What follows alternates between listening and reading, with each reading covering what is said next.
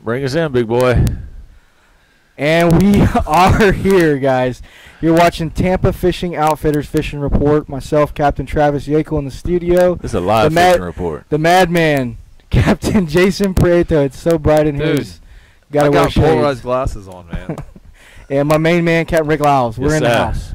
So we got some good stuff on the books for today, guys. We're going to hopefully get the full show in and talk some good stuff. We got a lot of stuff lined up to go over. And we're getting a full show. It's coming, baby. We got all the bugs worked out. Out of us or the show? Out of both. Dude, I'm a work in progress in life. I'll be honest with you. Yeah, but you're good for the show. But, yeah, we got a good show. We're going to talk. Tonight's theme is going to be fishing around the fronts and changing weather conditions, which is about what we're right on the cusp of some winter weather, some fronts coming in. I think we're having our first one now.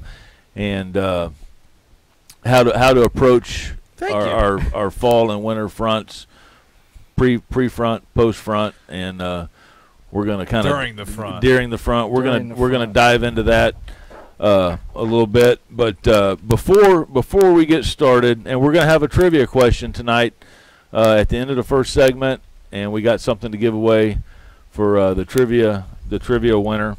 But before we get into that, there's a couple things that we still need to do. We got this bass photo upload tournament that's going on till Friday, and all you got to do is come in to Tampa Fishing Outfitters, get your official tournament ruler, and you got to come here or one of the stores to get it. And it's a photo deal, and it goes on till Friday. But when you come in, this is what you're looking for. You want to get this paper, and then also on November 1st, which is next week. During the show, we're going to have a drawing for the fishing rack, for the rod rack that's customized to whatever fish you want. We showed it last week. I didn't see it in here tonight, but it's going to be customized. It's a 16 pole fishing rack, and you get to pick the fish that you want on it. Made all out of aluminum. It's really nice. But you want to come into the store and you want to pick up one of these little doohickeys right here, fill it out, and leave it with them, and we will. Be drawing that. Actually, I think Joy might come up next week if she's not having a baby. Yeah, and she's going to draw the winner. So I mean, this is a nice little rod rack. I think it's probably worth $150, $200. I would think. I think they're even more than that, honestly. Might be, yeah. But it's a really quality rack. It is. It's all welded. Sturdy. It's not just a bunch of metal somebody bolted together, but it's a real nice rack. And the cool thing is you can customize it to whatever fish, and like you said, or the distance between, if you've got, say some conventional setups that you would and prefer to have on one side, then maybe spin on the other. They've got the ability to do a bunch of different stuff. So you're right. Next week we're going to be right here, same place, same time.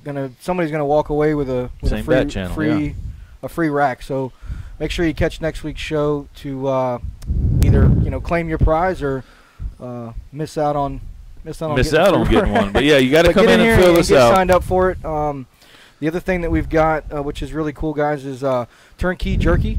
We're going to talk a little bit about those guys tonight. They've got 3 different flavors of jerky here, all that you can get at Tampa Fishing Outfitters or via their website, which is turnkeyjerky.net.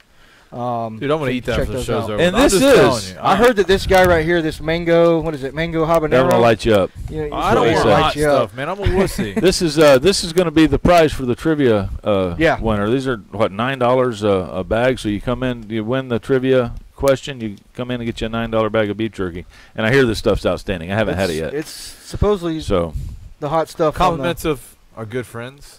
Tampa Fishing Outfitters. Right here. Yep. We're at home. That's right. We're in our element. Hacienda, baby. We're in our castle, man. Our castle. Well, upstairs in the corner where we belong. Let's away from everybody. Away from everybody. They keep us away from the general public, but they somehow or another we sneak out on social media. Let's talk about some fishing as the weather changes. I'm excited, guys. I'm excited. I'm really pumped. We're getting a cold front. I'm ready for the micro bait to go grow. Oh, please grow. Yeah, please. Like, my quarter-inch net is screaming, quit throwing me. I've been throwing this thing for the longest. I'm telling you, I cannot remember bait being like this in my years of guiding. Not at the end of October, It's been tough. But, it's funny because I've kind of thought about this over the last couple of weeks we've been talking about it. But remember the years, and this may have been 4 or 5 years ago, where there was a point when you were at the bridge no matter what. Like, if you were going to get bait during October, November, December, you were going to the Skyway. It was like you were programmed yourself, and then it was like, oh, there's bait on those markers again, So hoping that, and I talked to Captain Danny Garino a little bit about it too, and we were talking about as these cold fronts approach that some of these smaller baits are going to start to fall back off onto these markers and hopefully grow up a little bit. You just tapped on a good point, and I talked to Danny. I said, Danny, you ever notice that we don't go get bait where we used to years ago? Like, there's some deeper, nasty grass flats, between Simmons and the river that we used to go get bait at, like, way back in the day. Yeah. We never go there anymore. And I go by it, and I'm like, I don't see anything. Let's just go. It's gross to throw in, but I'm wondering if we're going to have to start getting back into that old-timer. I wouldn't mind going back to the old-timer cycle because it brings me back to old times. Keeps the you old grounded. times, man. You're like, we're out here getting nasty in this grass that don't exist. Yeah, that was terrible. Oh, that's like that's not what he says when he calls me after getting it. He's not like, terrible. we're out here in the grass. I'm enjoying these old memories. I'm walking down memory lane. Freaking I'm like, how did I do this back in the day? Well, it's funny you say that, though, Travis, because in the last 4 years, I've gotten bait at markers I never used to go. I didn't go to the markers like I do now. At the same token, I see more boats on markers that nobody used to go to anymore. Well, and I think it's just another. It's a cycle. Part of the cycle. And I'm telling you, we're going to be back catching bait where we caught it 10 years ago. Yeah. Because things. You remember we used to catch bait at the power plant in the wintertime. Yep. How long has it been since you caught bait at the power plant? Before 6, 7, 8, 9 years. I used to have a spot in the wintertime because I used to fish a lot of those canals on Apollo Beach. And there was a dock when you went up past the power plant going up to a place called Dolphin Cove. And there was a couple points out there, and it was the craziest place. But I'd be there in the morning catching bait off some guy's dock, and it was like the most beautiful greenbacks you ever saw, and a big old school of them there. And for years, man, I used to run down there and get it. And a couple years ago, I went down there and looked, and it was like nothing. It was a ghost town. But it's a DAP thing, It is. You got to figure it out. You got to figure out what works for you. I will say, guys, just to give a little info, most of the guys that have been getting quality baits, is no secret, have been running to the Skyway Bridge. There's quite a bit of bait down that way. That's an understatement. It's raining. I mean, it's kind of crazy, yeah. So if you are looking for some better baits and you've got a boat to get you out there, especially in some of these nasty conditions, don't overdo it, but if you can get out there, it's been pretty easy to get. Well, I tell you, I haven't thrown a marker in so long, so I did mark some bait on one of the markers. I said that they had to pick up as a last minute. Like, somebody called me at 6:30 in the morning, and then, business since the hurricane has been off for all of us. Yeah. And I was like, told my wife, I was like, boat's sitting in the backyard. I'm going to go run a 4-hour trip. So I said, well, the guy was running later, so I said, look, I'll pick you up later. Let me just go get some bait before so I can get done earlier. I said, well, let me hit the markers all the way down. I'll make my way to the bridge. And there was one marker that I marked. It was definitely greenbacks on the bottom. It wasn't a lot, but I said, let me try throw. And the tide was ripping. Yeah. Yeah, I was like that close to hanging my net because I just hadn't thrown around the markers in a while, and it was cranking. And I threw the net, and, you kind of got your judgment off, and I couldn't get – I was pulling the rope, and I was trying to get it. It's going into the marker.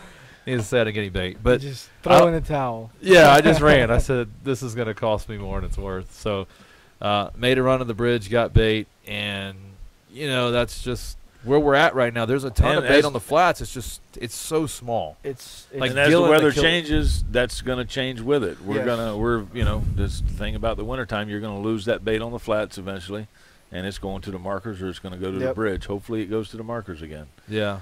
We'll see. And I think all that is, my own opinion is it depends on how cold our winters are. And you can have cold, but it's sustained cold, so we'll see. It's got to equalize a little bit. There's no doubt about it. You're not going to change history. History says you're going to get cold fronts, you're going to get wind. I think what's changing bait is the amount of numbers on a marker. It is bait, and it is on a marker, but I don't think people understand when they're running their motors, just because it's a 4-stroke, right? It's loud coming out of your exhaust around your prop. Right. It's still making. It makes almost as much noise as a 2-stroke underwater. Yeah. Maybe on the outside of 4-strokes quiet, but underneath it's just as loud. Take it out of the water, fire it up off the trailer. Yeah. Tell me how much quieter it is in your 2-stroke. Yeah. It sounds smoother, but it's loud. And I think when you got 10 boats on one marker, and then you got the nets throwing, that bait's looking up there going, let's get out of here, man. This is not a good situation. So I think pressure is moving bait. It changes pattern just like redfish. So I agree. And we see that. We see that in the springtime probably the most is when we're all at the markers. And like you said, you get one guy up there, and I know there's several markers that I'll go to, and you'll get there in the morning, and he won't mark but a little bit of bait. But if you sit there and chum, that bait just sits off on some of those shelves or just off the markers, and you can actually sit there, and guys are running by going, looking on the machine and blowing out and blowing out. And then once all that kind of settles down, all of a sudden, from top to bottom is nothing but bait. And if a lot of times with the tide too, if you get a ripping tide or a slacker tide, that bait's going to move off the marker a little bit. Once that tide starts to increase a little bit, it don't matter if it's going in or out. You're gonna see the bait kind of start hugging the marker. But and mine was just to point on what Jason was talking about. We see it all the time where you can blow it out. You can get up there, you can do the wrong things, and there's plenty of bait there, but nobody's going to get it if you kind of don't know what you're doing. Tip on getting bait. Be light on the throttle, man. Don't throw that bad boy in reverse at 3,000 RPM. I know. How many times have we been out there? And I'm sure I've done it to y'all. Not on purpose, obviously, but you're out there catching bait. I actually have a list. And it's windy or something. You throw and you get out of position a little bit, and you have to get on the throttle to save you got to save your boat, or you got to save your net, and you do it, and you're just like, man, I don't want to look over. I do not want to look over at those guys right now because I know, and man, you first of all, you see just looks like milk going their way from all the bubbles, and you look over at them, and they're just going, man, you guys are looking at me going, man, come on, dude. I remember one particular time.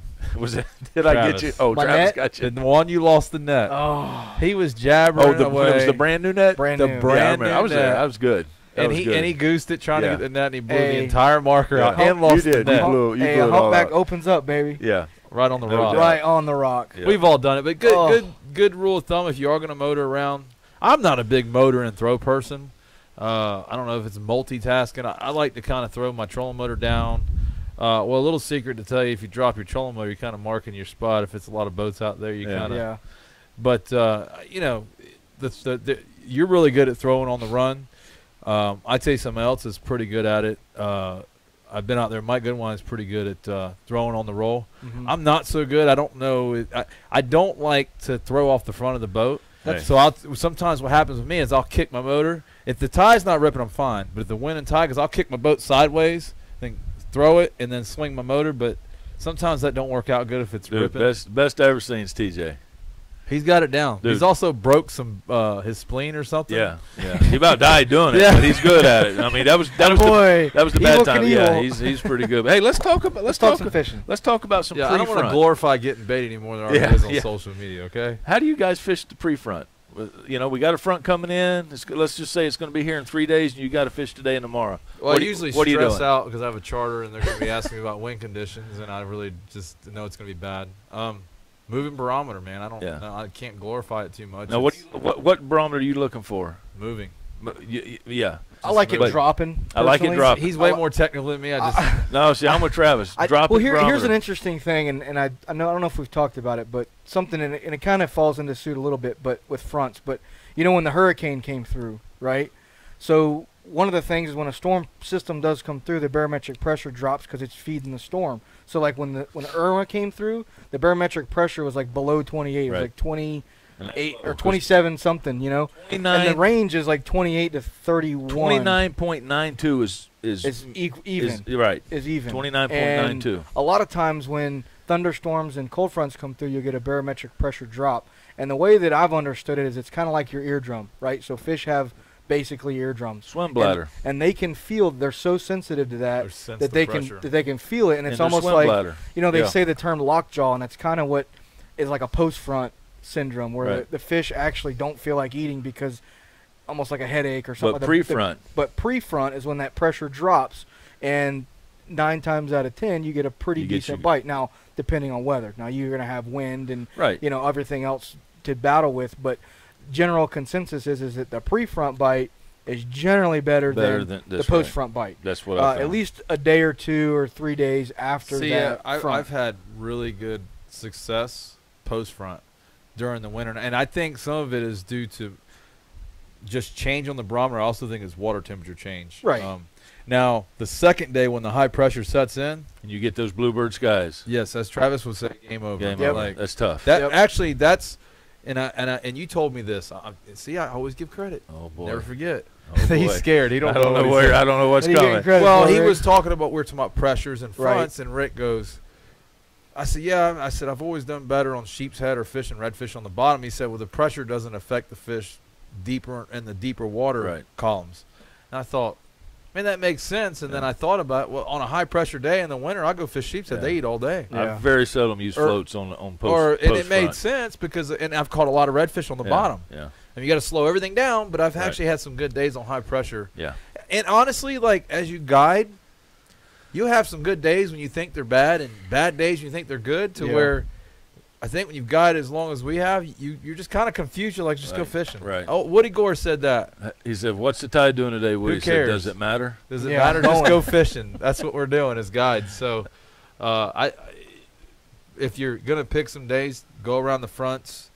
Weather, tides, water temperature, 3 key elements to fishing, and it's going to affect whatever you're doing majorly. And we're going to take a break here in just a second, but when we get back, we're going to talk about targeting different species, pre-front, post-front, the areas you'll target them differently than you normally would, and then what baits you'll use on different, you know, baits change with species on fronts and stuff like that. So and we got a product review. We're adding a new segment of the show. We're doing product review. Which segment is that? Is this next one? That's the next one. We're going to do it the next segment, second segment. But I'm fixing to give the trivia question, and the winner gets one of these. Dude, I'm going to eat that. You get to come in and get you one of these. You can pick your flavor.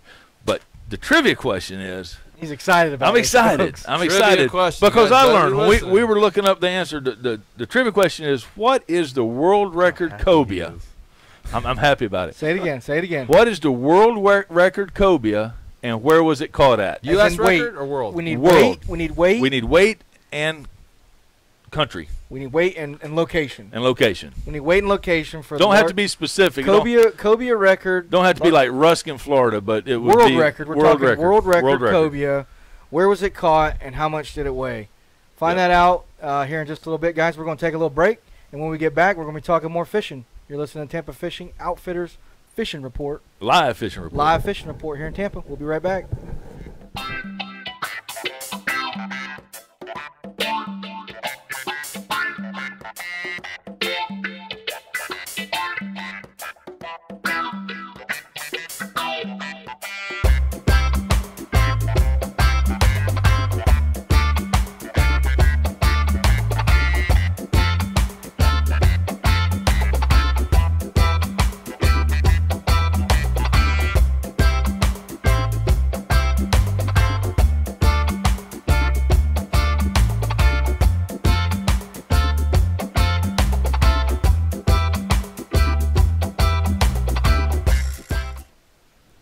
Welcome back.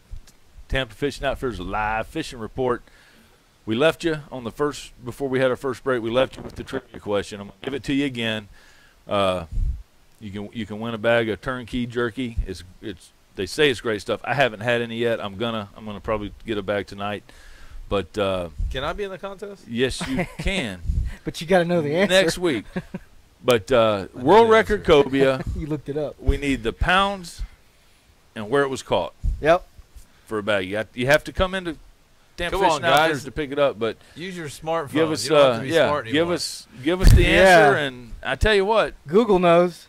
if you come in to pick up the bag of beef jerky, you're still going to want to walk around this place And because check it out. there's man, You're not going to walk out of here with just a you bag won't of jerky. walk out with just beef jerky. But anyway, hey, something else that come up, Tiger, give us a post, and we would love to hear your comments. We can see your comments, and we anybody wants to comment on anything, ask a question. There's somebody wanting to comment Tell now. me to turn my phone off. Just let us know. But anyway, Travis is going to be there November 2nd to give a seminar. I am. I'm coming in November 2nd, and I it's still kind of fresh, but I want to say that Tiger had asked me to do some wintertime fishing and possibly touch on some king fishing. So that'll be kind of fun. The other thing is Mr. Sight Fishing, we're going to talk kingfish. This should be interesting. Hey, well, if you get them going right, you can almost sight fish them. But also the other thing is we've got the King of the Beach coming up, guys. It's actually November 4th, which is a really cool tournament. It kind of caters to the fishing that we do in the wintertime, which is obviously kingfish and some of the bay fishing on the hard bottom. So look for that. That's going to be a fun tournament. You can win a lot of money in that thing if you end up bringing in a nice kingfish. There's several divisions for that. Again, that's Old Salt. Got the answer. We got one. Got it. Miss Kimmy Hughes. Did she get it right? No, she didn't. There's another one on my phone, though. Uh-oh. Did you get me the straight on the answer, Jason? Yeah. Now here's the thing, guys. Now Jason looked up the answer, so if he's not right, No, hey, dude. If it's not right, he's going to buy you He's two gonna bags buy of two bags of jerky jerky. for you. Why is this getting in my wallet? Well, big shoulders, baby. no, big but hey, shoulders. Kimmy, that is not the correct answer. But We got you it have right to here. give the also give I the shot it. Yep. the country. But Josh- that's not him. No, because somebody else got it before him. He put it in first. Uh-oh. I don't know why it's not popping. What do we up got? there. Mark Mangini. Magny. Mark Magny. Sorry. All right, Mark, I like you to are the glorify winner, last and names. the correct answer to Magny. the cobia trivia question is I like 135 pounds, and it was caught in Australia. All right. So, Well, Mark, Mark- you are the man, buddy. You get a pick either one of these guys. They got mangrove Just pick one, manganero. Pick one. I messed his name up, Hot- and you messed the name I know, of the jerky hot up. barbecue and regular. So come check it out, guys. Hey, you know what? I like Kimmy's optimism though. 172 pounds. She went big or I went like home, it. son. Yes, sir. She fired it off. Hey, we're going to do trivia questions every week, guys. We're going to get y'all involved. We're going to force y'all to type. Yes. And Kim, We want you to be Listen, interactive with us. I like how you went big on that. Yes, sir. 172 pounds. You imagine that, Cobia? It's a beast. Oh, Chris Bredbrenner says 135 pounds and 9 ounces. That's being specific, but we only asked for pounds, Chris, and you're number 2 with that answer. Yeah. So Well, guys, that's just the start of it. That's so the we're start going to of it. have That's plenty good, of these though. Good things. We're going to response. try to Good do response. something like this once a week. Who knows? We Get might some- get up Mr. Lee to bring out one of these nets. And You do a never know, giveaway, man. It's going to be a hard question. We're going to get Alex Trebek kind of stuff going on in here, Yeah, man. we're going to start The throwing Final cast Jeopardy, nets. Double Jeopardy. Hey, you see, talking about cast nets, I'm getting on the cast net social media bandwagon. We're going to start throwing nets and making videos and doing all kinds of crazy stuff and pulling bait in with it. It's going to be awesome. It's going to be epic. I like it. I'm excited. Man, We're going to do he's some nice excited. videos. Well- I've been kind of, not glorifying the bait deal. I'm getting on it now, man. I'm excited. I mean, let's just hope I get one of my good throws. Yeah. It might be take 2. It's take not going to 3. be live, folks. It's not going to be live. We're Yeah, going to thank have God. some editing going on. Hey, We might have some cussing going on if I you bring didn't my hear old- what happened. I'm going to break script here a little bit, but you didn't hear what happened Friday when we were catching bait. What happened? Your man, we pull up over there, and we're just kind of easing in, and Travis says, "It's here, man." I look over my we were just It's drifting with different. the wind. And I look over around my center console, dude, and I see bait just flashing, good baits just flashing like that. He So gets so excited, too. so we both power pole down, and we're probably 15 foot apart, and I'm like, oh, I'm gonna snake him.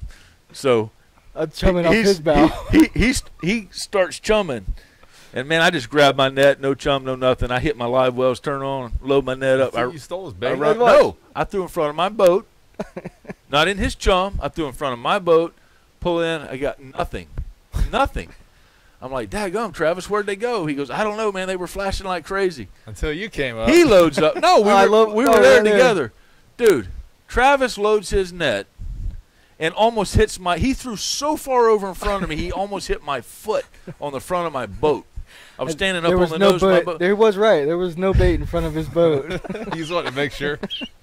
I'm looking right, and I'm like, he pancaked the most beautiful throw of all, but it about hit my foot. It's all in front of his boat. So I rear back, dude, and it was blowing like 20 mile an hour. So I chuck it, man, and it goes like perfect pancake right in front of his boat, and he just kind of looks down. I'm like, are you kidding me? Was that a snake job? I said, yeah, it was, but I was snaking you first. I didn't get anything, though. You snaked the snake. Yeah, he snaked the snake. But, yeah, that was fun. I chuckled about that. That was good. So what do we got, Rick? Keep us on we track want to talk about target species. What do y'all target in the wintertime? I mean, we all kind of fish for the same thing. Summertime, we have a little bit bigger menu of fish to fish for. We can, you got more fish are in the bay as far as species. Wintertime, we're a little more selective on that, or a little more limited, I should say. What are fish that you guys fish for in the summer that you also fish for in the winter? Snow. Like not tarpon. You don't fish for tarpon much in the winter. So what are you fish for? What are the area changes that you do? I feel like I'm getting labeled late in my career. No, nobody's labeling you. Everything I say is snook. Yeah, well, we kind of got like snook, redfish, trout guys here because you're excellent at snook. Travis excels on I think redfish. The funny part is the short guy with horrible eyesight likes to sight fish. Oh man, well, and that was kind of the prelude to what I was going to talk about. Was the one thing that I'm getting excited about is definitely not the cold weather. Now my boys over at Mastery Suzuki did hook me up with some sweatshirts, so I'm good to go. But the one thing that I'm looking for is you get that engine going? I got it in there, baby. But what I am looking for is just water to clean up, and that's gonna entail doing some sight fishing. Now, why does the water clean up in the wintertime for people that don't know? Well, it's gonna get that cooler temperature is gonna die off or kill off some of the bacteria and some of the growth that Plus, there's we've not had a lot of rain throughout the summer, and but you get a lot of aquatic growth when the water temps are warmer. Right, you'll get some growth in the water, and you'll actually kind of see it. But nearly, I wouldn't say this particular cold front, what they're calling a cold front. I don't think this one's going to do it. But I think the next one where we get maybe down into the 50s. I want to say that we're going to start to see some clean water. I think that this cold front's gonna spark stuff. It's gonna get okay, guys. We got to quit playing around. It's gonna start moving things. That's what the fish are saying. Fish should start moving. I've had a conversation with them before. We look at this every year, and last year we talked about it. Obviously in the radio studio, but we talked about when fish will start to begin to position themselves to move into that next cycle, being wintertime stuff. Now that's getting up into the back country, getting up into the canals, getting up into the rivers, all those systems. And, I've been catching some snook in the river here and there, even as, go a little bit farther north in some of the wintertime areas. But it hasn't made the initial, that big move. But as the weather changes, you guys are going to start moving into the creeks, the canals, and I think, rivers, that kind of thing. For me, for where we fish, I'd say Cockroach Bay, that area, is like a pivotal point to our seasons. In other words, when Cockroach Bay is good, the fish are either on their way into river systems or they're on their way out during the summer. So my thing is when Cockroach Bay gets pretty good right before the winter, that tells me that a lot of the fish are staging up to fall back into the rivers when the cold fronts do hit. And unfortunately 09-10 they got stuck out there, you know what I mean? But that's kind of what I look for in terms of where I'm going to fish. And what will you do different with baits? To me personally, I honestly like to use pinfish a lot in the river systems, and a lot of times the fish are on the bottom trying to stay warm in the river, so I do like to use pinfish, especially when I'm targeting bigger snook.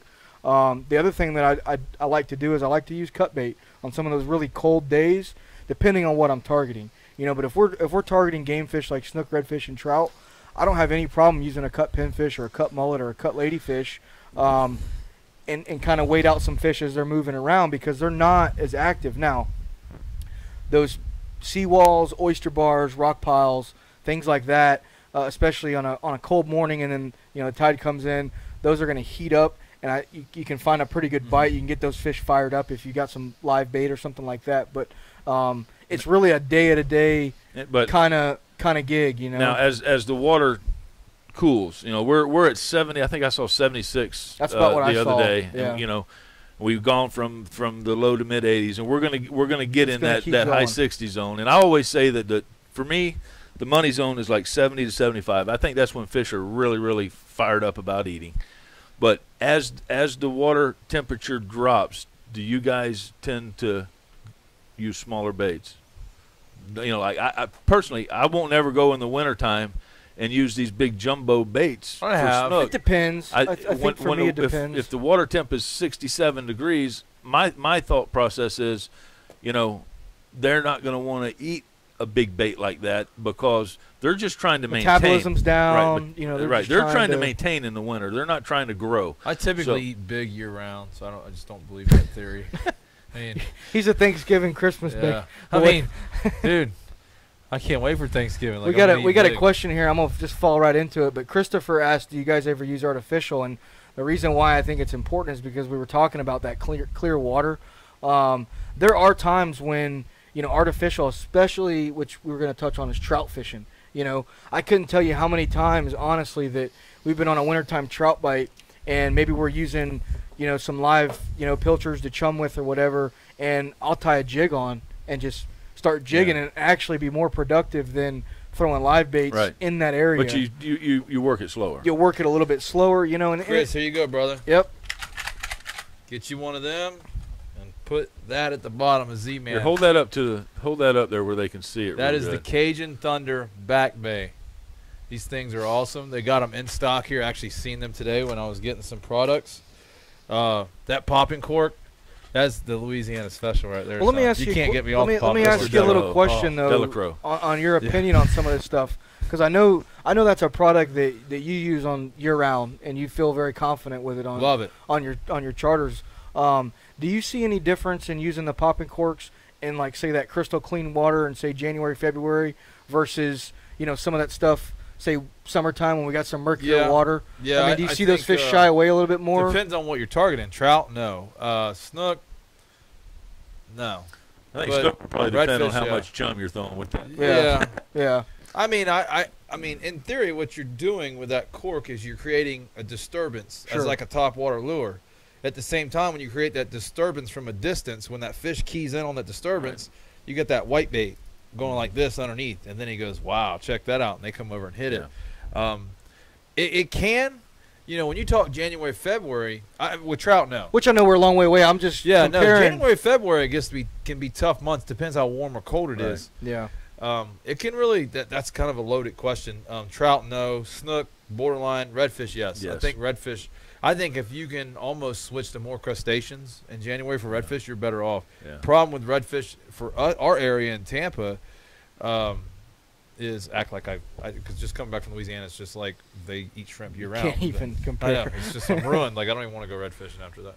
But I think that the crustaceans work better. The problem is we have a bunch of smaller reds, so I think you'll get some bigger ones mixed in, but the smaller ones I've been told that when they got that blue on their tail, they're eating a lot of crustaceans. Well, do they have pinfish in Louisiana? Yeah.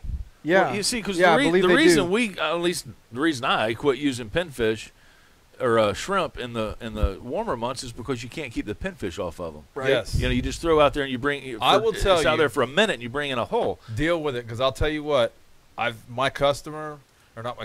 buddy of mine that bought my boat, he goes out in the summer with shrimp. He's got a crush on. I mean, they still lights it up with redfish. I just can't get myself to get it's called stubborn. Right. We used to do. He's like, I caught 15 redfish. I'll go through a whitebait. I won't catch them. Right. Yep. But you have to deal with the pinfish. I think Key is the area he's fishing. There's not a lot of pinfish. Well, and you're exactly right. And I'll tell you a little story that we had from Louisiana that I thought was kind of cool, and it ties into this a little bit. You know. This don't have to do with us releasing a fish that the dock does. No, we'll get to that. We'll get to that later. But it has to go with, you know, what the fish are eating in the area you're fishing in. We're talking about this. We're talking about that. And part of it is, like, we were in Louisiana. We caught some fish, and they were sitting up in this rosicane, and we were catching fish out of this grass. What's a rosicane? It's just like a tall weed-looking grass. It's all over the place out there, and we were catching these fish, and they were in the grass. Well, my cousin caught one, or I caught one, sorry, from the tower, and he landed it. Well, as soon as he landed the fish, this thing starts spitting up, like, it looks like these little black balls, and they were snails. They were they were snails. They were little black round snails. And so my point is that, you know, I've never used a snail, or I didn't even know there were snails there, but those fish are going to eat whatever is in. They got to eat something. What they're eating naturally. And so, like, in the wintertime, especially in that area where he fishes, you're right, there's not a lot of bait in general that time of year.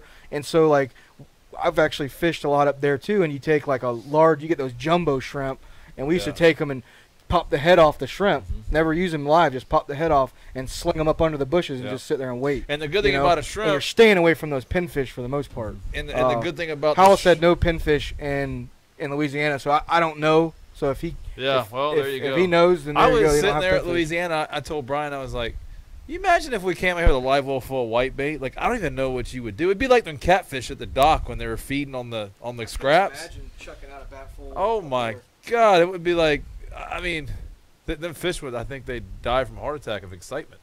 I know. I know. And Craig kind of backed you up on the popping cork thing. He says that he said piping cork. He uses a piping cork. That's a different brand. Yeah, it's a different brand. Cajun Thunder don't make the piping cork. He says here that he's got. You know, he says he's seen trout come in from 10 feet to hit. I believe it. Yeah, absolutely, absolutely. And Craig's a good fisherman, so you can dang sure bet on that. But falling back though is what we always we always talk about in this time of year is that the fishing is still good.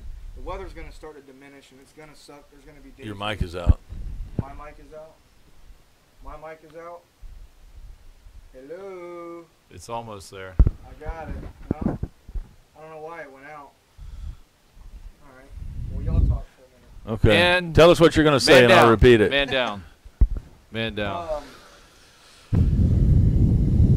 You turn it off? I might have turned it off. Are you back? Sweet. Is it back? This is live. There we go. Right Thanks, here. Tiger. Appreciate that. Live hey, appreciate you, man. Yeah. That's what we need. We can't thought this wireless mics was a great idea. It's not as good as we thought. Yeah. But anyway, what I was saying was there is some good fishing to be had, and you know, mentioning artificials and stuff like that. This is probably my favorite time of year to go through artificials. It's that time of year when the water starts cleaning up. You get on some of these negative tides and you drift, or you slow troll down some shorelines, and you'll see this is the time of year when we're starting to see those big gator trout laying up in the potholes in the skinny water, or 3 and 4 redfish swimming together as we get out of their schooling pattern. But I'm talking more like November, December type stuff. But I've caught a lot of really nice fish in really shallow water in the wintertime. You have to be wading's real another stealthy. option that we don't talk about. Right. Wade fishing is a great option. I have never been a fan of wade fishing. Good way to get in on these fish. I don't know. I always said I paid a lot of money for this boat I'm staying in. But it's a great way to fish. It really is. You can cover a lot of ground, and you can. It's just a good way to fish. It really is. Yeah. It's a little bit of a pain because you catch a fish, got to walk back to the boat. If you're on a bait, got to walk back to the boat. But you get a set of guys on a flat, and you can really work it, and you can really focus on the little stuff that you pass over on a boat. Right. Yeah. And you're quiet. You're real quiet. And how many times have you been on a flat and you run over some fish? Oh yeah. And you're like, oh man. Well, guess what? You get on a flat and wade, you're gonna and they're not gonna know you're there. It's a great way to fish. Yeah. Hey, I'm not trying to shut y'all down, but let's stay on point. Hey, product of the week. We got to get it before this segment ends. Let's throw some product that of the was week the out next there. segment. What do we got? No, What do we got? All right, product of the week, boys. We got a couple. It's getting cold, and you're going to be throwing the net because you live in Tampa Bay. And I don't know about y'all. Don't be stealing That's product too. So you're going to be hitting this is a great one. Extra tough. Like Travis has got a set of these, and he wears them in the summer. He likes them so much. They're comfortable, man. But no, that's a joke. He doesn't. But actually, he wore it pretty late in the year. But these are waterproof boots, extra tough. This is actually my set. I bought. I kind of like the design. Just bought them here at Tampa Fishing Outfitters. 70s. Yeah, man. What's the price point on these? $80. $80 is cheap for dry feet. $80 cheap for dry feet. It says the guy that's got farmer boots and But fell my last feet year. are dry. But you fell. He's ordering me a pair of these. Okay, is he? Yeah. Don't be cheap. Anyways, so here's the big deal, guys. These are like regular sneakers. Not sneakers, but boat shoes. They're not like the white boots that you slip and fall. And the inside is like a set of tennis shoes. They're very comfortable. See that cup stay? The coolest thing, I used to use another product, and it was made by Shimano. I used to wear the Shimano Evair boots, and I wore them for like 3 or 4 years. And one of my biggest complaints, and they were ankle boot like this, but one of the biggest complaints was when you go in the morning to put your foot in there, because they're tighter on your ankle, you can't get your foot in. So the cool thing about these is the way that they've cut this ankle part out, and they give you the ability with that elastic to stretch it.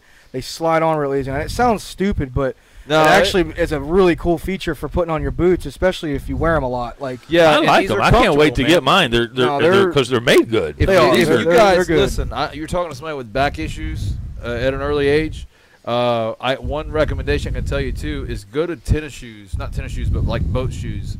A good pair that I use is the Columbia in the summer. They got water vents and all that, but using comfortable boots when you're on the boat on the cold days, it's good for your back, man. Wearing sandals and being barefoot seems real cool, but my back bothers me a lot less since I went to shoes.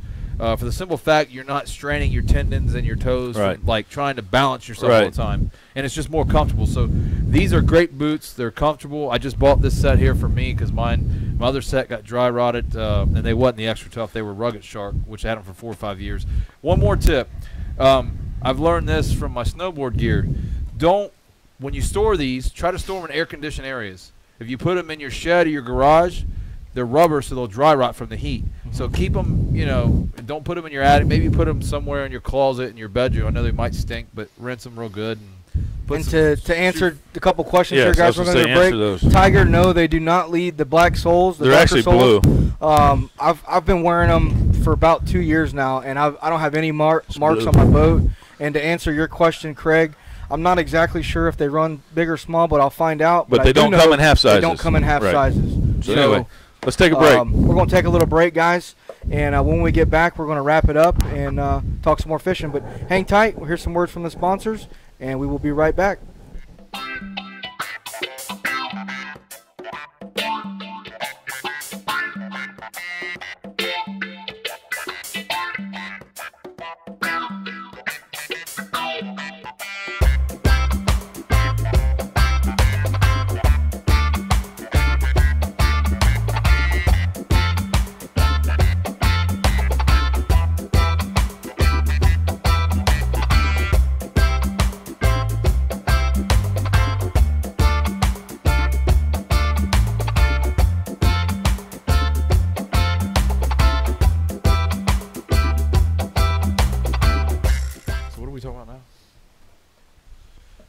And welcome back to our last episode. Yep, last Tampa Fishing Outfitters segment. Fishing Report. Live fishing report. Captain Travis, we're going to Shorty, get it right. Big Country, Captain Rick, the Wind Dancer. The Wind Dancer, myself, Captain Jason. We're going to enter this segment by telling you guys we are full-time charter captains. Been doing it. I've been doing it 14 years. I know you're right with me, 14. Travis. You're a little bit less than us, but we make our living on the water.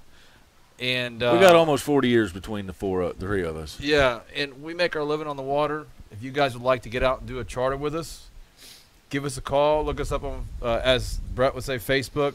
My business is steadyactionfishingcharters.com. My phone is 813-727-9890. And you can get a hold of me at 813-830-3474, or just go to fishbyinstinct.com. Awesome. What about you? I'm You're just awesome. He's just 1-800 awesome. 813-601-2900. Dude, you know you're. And I don't have a website no more, so dude, he's going back. You got to call me, or he's also got roll-up windows. That is correct, with manual locks. Who has that? I have it, and I like it. Jesus, Rick, did you get your yearly haircut? Tomorrow. Tomorrow is the day. Yep, going tomorrow. Get her cut down. What do we find you at? I don't know. So Kevin asks, let's chime in on some of these questions here, guys. So Kevin asks, I fish the Big Bend area. What kind of artificial do you recommend? Cranks, Rapple X wraps, etc. Now I'm gonna assume. Now Kevin, are you talking Big Bend as in Big Bend of Florida, or like Big Bend? Pretty sure the Big area Bend down by us. So the Big Bend area up there, I wouldn't have a whole lot of knowledge, but I can tell you that the Cobia run, I think, is getting ready to get cranked up. up that way. That's where your boat was from, right? Your Triton? Yeah, my Triton, the original with tower the and stuff tower? that was built on it. It was actually built just to go cobia fishing up off the beach. And I know like a lot of those guys, they threw a lot of like the hoagies hoagies, right? The big long pogie. There's a Hoogie. pogie, but there's a like the regular eel. No, what's that? Definitely don't know what we're talking about. No, I don't. But there's a name of. It's a hoagie. A hoagie lure. It's a good time for the mic to go out. It's like your boy. It's like your boy with the salt stalker. Those big. Yeah. You know, I think it's called a hoagie. But I know they'll get up and they'll sight fish a lot of those cobia on the beach. If you're talking about the Big Bend power plant, man, same deal. Use the eels. Power eels is what they're called. That's what they used to be called. There was a guy in Apollo Beach 25 years ago that was trying to catch the world record cobia on light tackle. I think he was trying to catch it on like the 6-pound test, and that's what all he threw was a big old black eel about like that. What does that imitate? I've never been able to figure that out. An eel. I haven't seen an eel in Tampa. I have. I've never seen. I caught plenty of pipefish, but I've never caught an eel. I've seen an eel. I've seen 2 eels. Have you? Yeah. Fires them up or whatever it is. They eat them somewhere. So. Yeah, I know, but you would think since the cobia are in this area that they, I don't know. Well, I know a pinfish will work. Definitely are we going on the pinfish kick again? Hey, man. You're not down with pinfish, Travis. Dude. Pinfish, how do you work it? You just sticks me 5 times in the finger and I throw it against my motor. Game over. Hey, I'm going to do a shameless plug here. Tiger told me to look at my phone, and I looked at it, and Tiger does duck hunting trips in the wintertime. Yep. Obviously, it has to be during duck season. But we've teamed up to do some spotter? we've teamed up to do some fin and feather trips this year. Don't give them the gun, whatever you do. That's if you want to duck hunt and fish in the same day, give me a call and we'll get with Tiger and hook you up on the dates and or whatever days you have available, and we'll get either myself or one of these guys out there fishing. Dude, I ain't and shooting. Tiger I'll do the hunting fishing part. and no, we don't. No. But anyway, just an option for you guys that are the total outdoorsmen that want to smell some gunpowder, shoot some ducks. We do have the fin and feather option for you. So anyway, but as far as somebody asked, how do you work the eel? So I don't know because I never fished with one. I wouldn't know how that presentation would be. I just reel them in. Yeah, just throw it and reel it in. I mean, like I've caught a couple cobias inside the bay on markers, like range markers. I just use a big feather jig.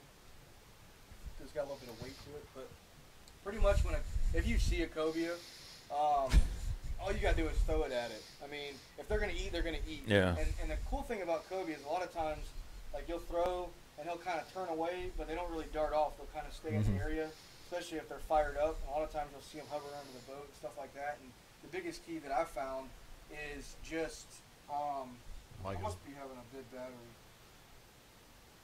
You're just dead. No, I think it's dead. Travis cannot carry a gun, it says. Travis cannot. But yeah, for sure.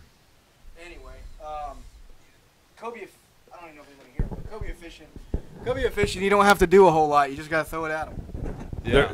Cobia are not the.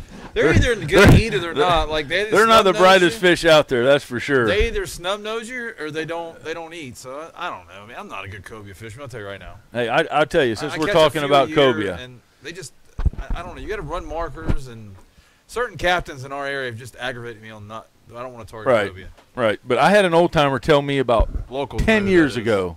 We were talking about cobia fishing, and he said, "Let me tell you." He goes, "I have caught a bunch of cobia." And he said, "I'm going to tell you how you do it." He says, "You go up to a marker." He said, "Cobia will always swim counterclockwise around a marker." I never noticed, never paid attention to it.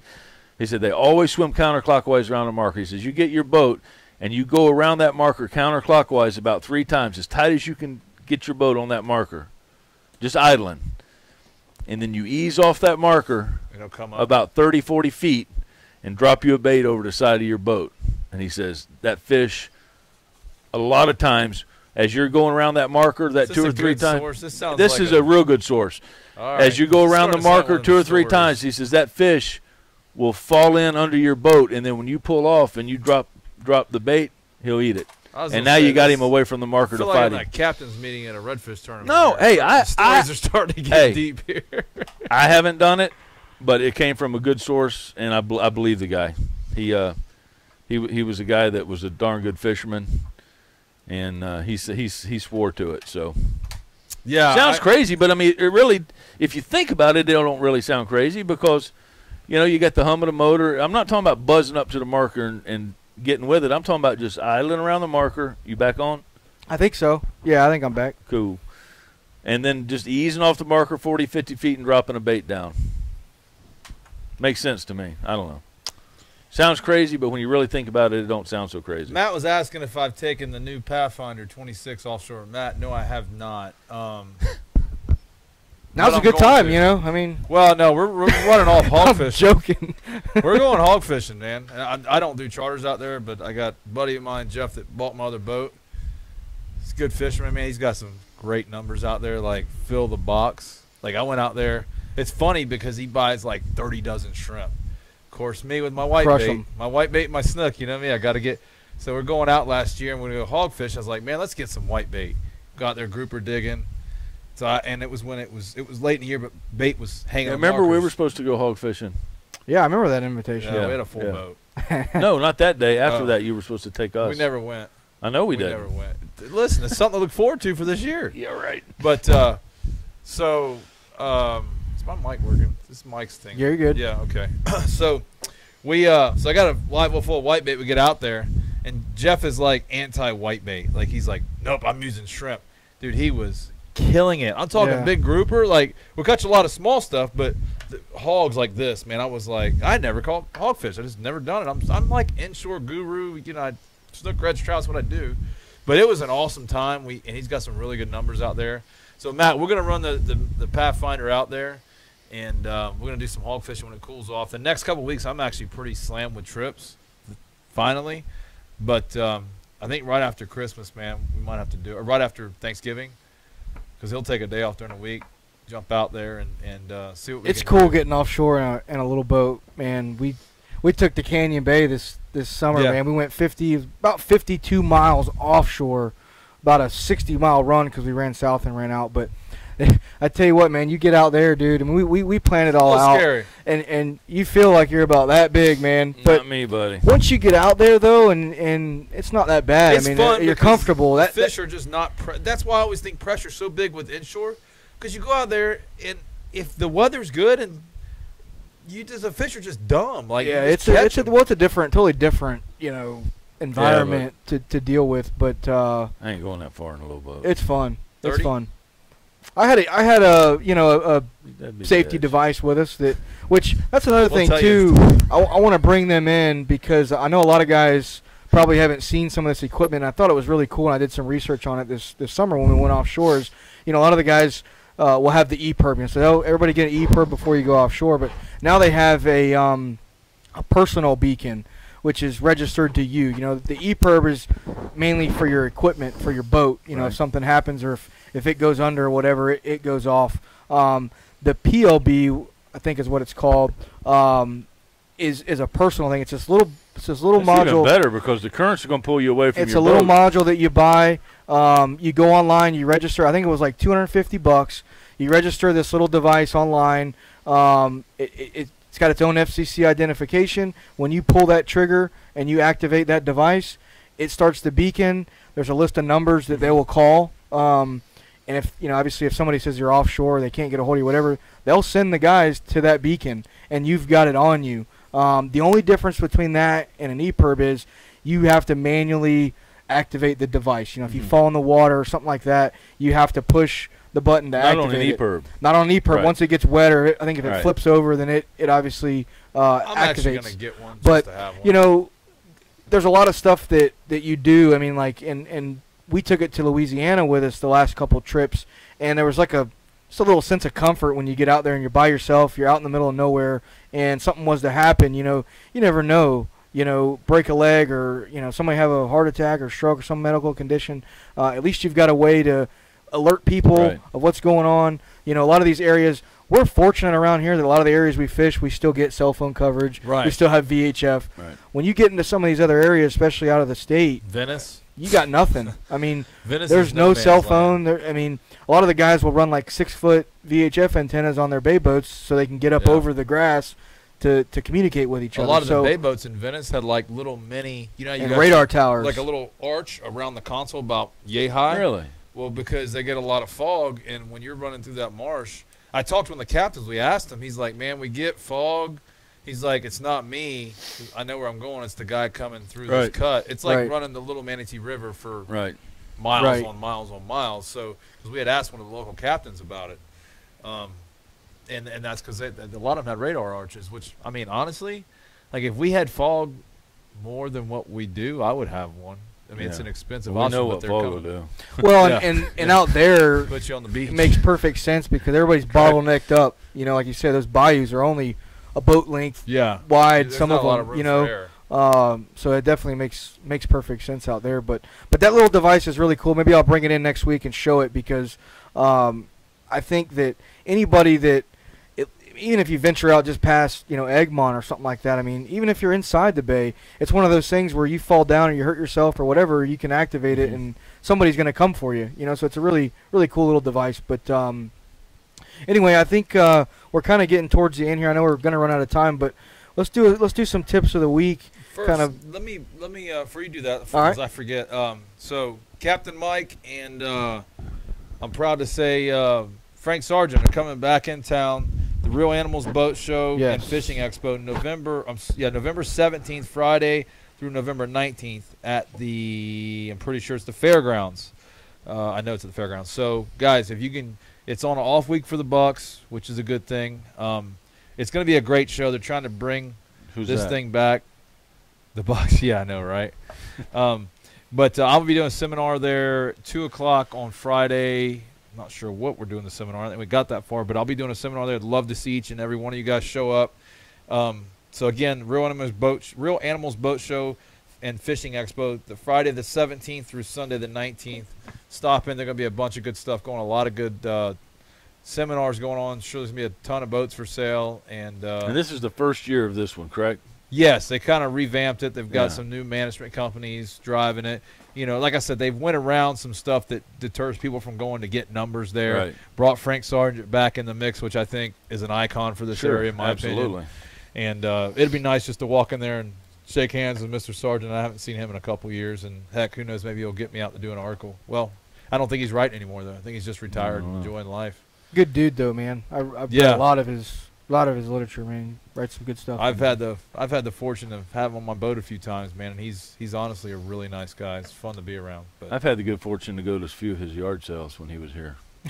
he's an old Ruskin guy, right in the inlet there, man. When he had back in the day when Frank Ruskin Sargent picker. would have a yard sale, Ruskin picker. He collected all of his stuff throughout the year that everybody just threw at him, and then he'd have a yard sale. And I'm talking, he'd have outboards, he'd have trolling motors, lure, rod, reel, tackle, nets. He had it all. So now we know how Rick got all this stuff. That's where the hoarding started. That's where it started. And now he's trying to carry on the legacy, and it's Ric Liles yard sale. Frank, I'm keeping us going, buddy. But he's selling car parts. But yeah. Well, anyway, hey, we got about 1 minute to go here. Next week, we're going to talk about anchors. We're going to talk about anchoring. Anchors and anchoring. That's a big deal anytime, but it can be a real big deal this time of year when the weather gets rough. And we'll have some trivia on anchors, so do your research. And some tips. Could save your life. Absolutely. Could save your life. Yep. Anchoring is one of those things that nobody thinks about, but it's one of those things that actually is pretty important. But we're going to think about it. We're going to think about it. We got a whole week to think about it. So anyway, we're going to do that. And who won our jerky? Who won our trivia question? Who did I say earlier? You said it was on your phone. It never showed up here. Oh, man. Brian or something? No, it was Mark Magny. Yeah. Mark Magny. Mark, come on up to Tampa Fishing Outfitters, brother. Tell me. Talk to James. Tell him you won the trivia question for tonight, and you're going to walk away and pick whichever bag of beef jerky fits your flavor there, brother. Get you some We appreciate you. We appreciate all of you. We appreciate all you guys. We need more interaction. The more the better. Share the show. Make us famous. And book a charter with us. Until next week, thank you guys. Appreciate you.